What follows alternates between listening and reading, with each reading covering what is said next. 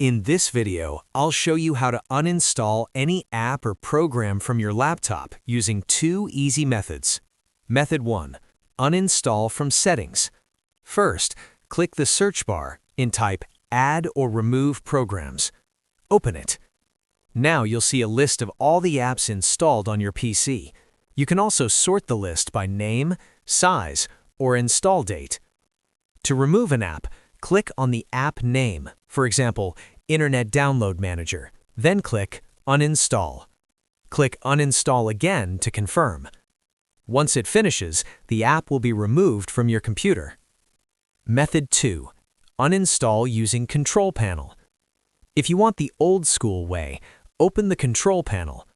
Click the search bar, type Control Panel, and open it.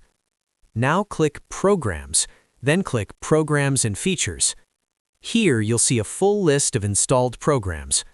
Find the app you want to remove, right-click it, and choose Uninstall. Follow the steps on the screen, and the program will be deleted. And that's it. Now you know both ways to uninstall apps on a Windows laptop. If this helped, like the video, subscribe, and press the bell icon for more quick tech tutorials. Thanks for watching.